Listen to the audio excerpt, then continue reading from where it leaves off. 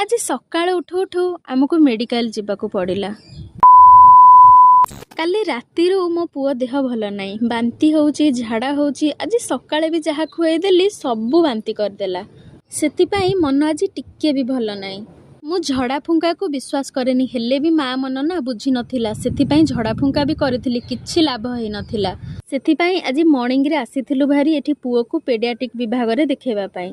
ता बाबा भी जाइकिना एठी ता पाई टिकेट करिकिना आनिथिले भारी। छुआर देह कण हेले ना को माँ मन भी भल लागेनी। सेठी पिलांकर एक्टिविटी करिया पाई बहुत प्रकारर जिनिस थिला, तो मु ताकू ता मन भल करिया पाई टिके नै जाइथिली एम्ति खेळेबा पाई।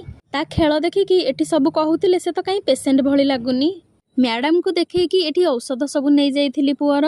ता मन भल नथिला तो ता पाई गोटे जेसीबी गाड़ी किनी देइकी ना आमे मम्मी घर को पळैथिलु सबु। मम्मी रो मंगलबार थिला तो सेथिलागी से एठी खिचड़ी डालमा पांपड़ सबु खाइबा करिकिना रखिथिला। आमे सबु खाइ देइथिलु। पुओ देह भल नथिला तो से भी किछि खाउ नथिला, जहा जेतिकी खाइला। इवनिंग रे बाबा ड्यूटी रु आसला परे मो पई बरा सिंगड़ा आनि देइथिले। भगवान को मोर एतिकी प्रार्थना तार सबु दुख कष्ट मते देइ दियंतु, से एमिति हसुथाउ।